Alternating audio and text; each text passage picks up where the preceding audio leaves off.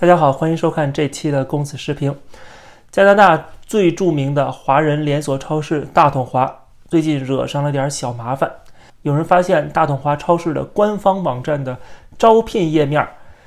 居然显示台湾是中国的一部分。最先报道这个事儿的是流亡海外的香港人所创办的一家网络媒体，叫菱角 Points Media， 他们最早曝光的。他们曝光之后，其实没有引发多大的这个舆论争议啊，就是因为很多人还没有进行报道，毕竟大统华在加拿大以外也不是很知名。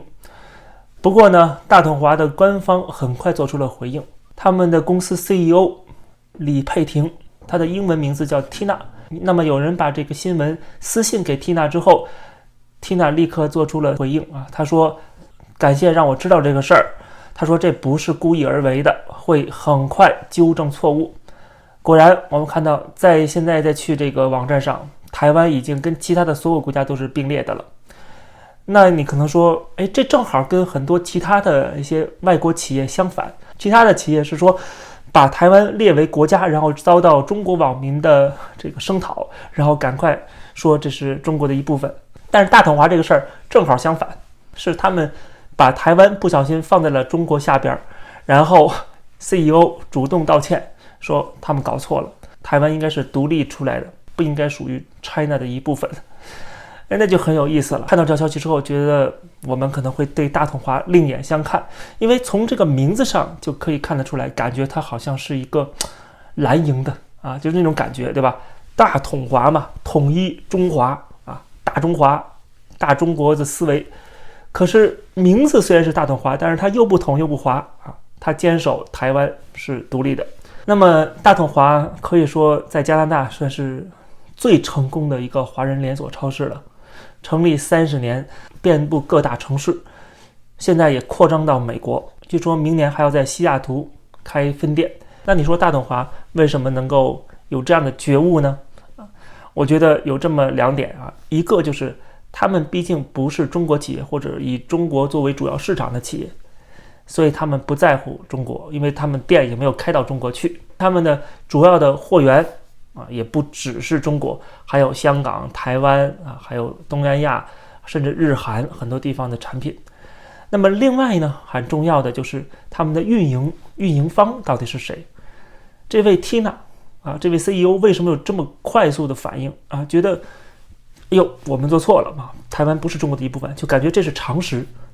为什么他会有这种想法呢？很明显，因为他本人就是在加拿大出生长大的，他是第2代第1代这个大统华的创立者是从台湾移民到加拿大的，而这个 Tina 是创始人的女儿，她是第2代掌门人，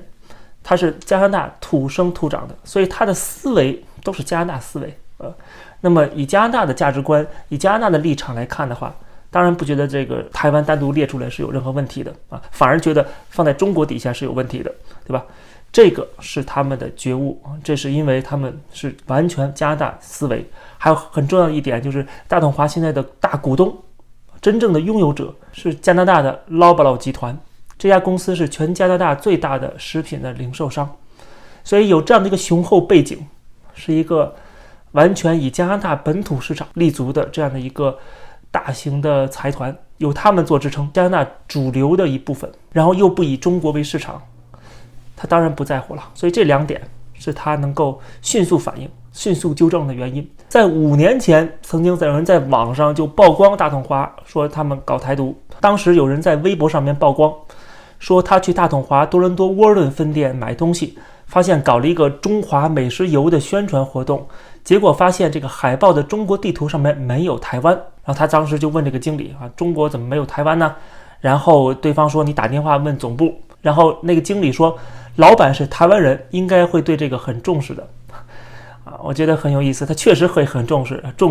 千万不要把中国里面加上台湾。然后这个网友就说大统华这么做太过分，你想买东西你就买东西，你如果觉得不爽你不买你就走人就完了呗，对吧？但是不行玻璃心碎了，实在咽不下这口气必须所有人都得按照共产党的说法来。结果呢，没人搭理他，然后有很多人去投诉嘛，然后举报到这个中国驻加拿大大使馆那儿，然后大使馆的发言人还表示说，要大统华尽快纠正错误，以免降低中国消费者的信心。我就很奇怪了，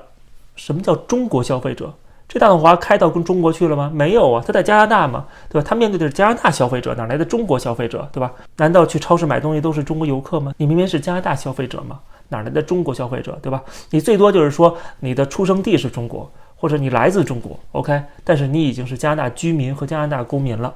就不叫中国消费者了。所以说，即使大使馆都发话了，大统华依然我行我素。他们不觉得自己做错什么，为什么道歉更正呢？甚至还回应说，这个活动已经做了3年了，不是今年刚刚做的。他说头一次遇到这样的一个批评啊，他们觉得很可笑。当时举报的那个人最后说，活动都快结束了，大统华的客服到现在还没有给我正面回复这个问题。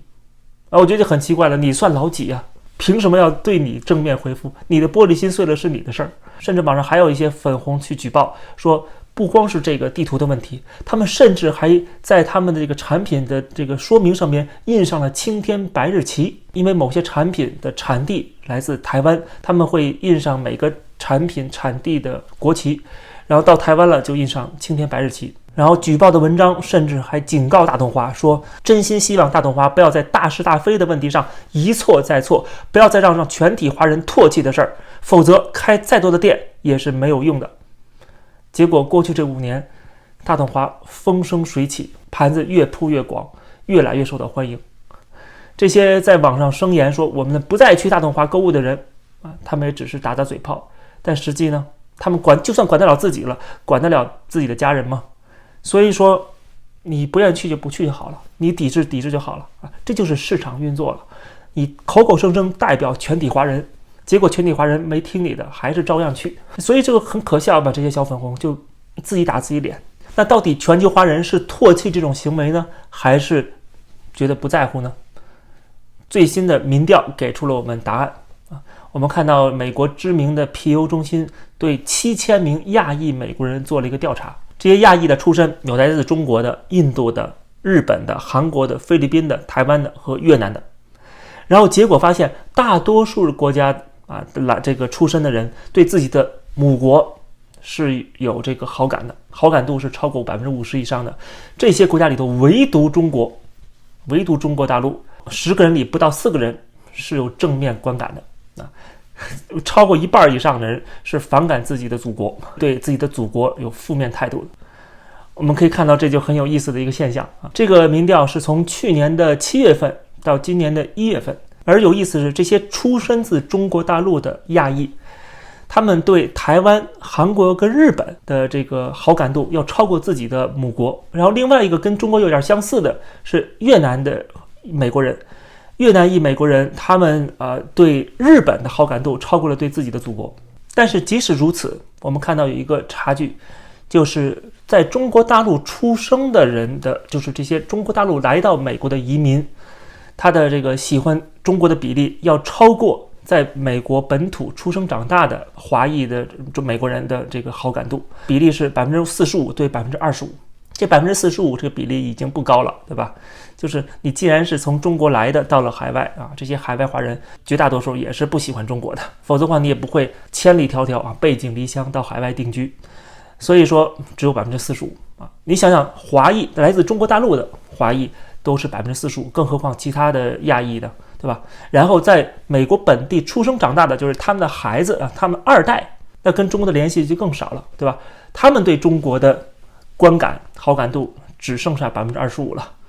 对吧？比他们的父母还低父母已经够低了45%，可见一代一代下去的话，对中国的观感都不会好。那是不是把孩子送回中国去接受爱国主义教育呢？有些家长可能就真的这么做。所以我对海外的华人、海外的亚裔还是蛮有信心的，他们还是能够培养出来独立的思考能力、分辨能力和是非观念的。所以这也是这个大统华也好，捞不捞也好，或者是任何的这些在美国、在加拿大的本土企业，他们不会在乎五毛粉红，不会在乎中国的威胁恐吓，他们的受众是本地人，这个本地人当中也包括1半以上反感中国的中国移民，所以说那还有什么可恐惧的？那还有什么害怕的呢？就没有必要对中国低头。他们当然会坚守自己的立场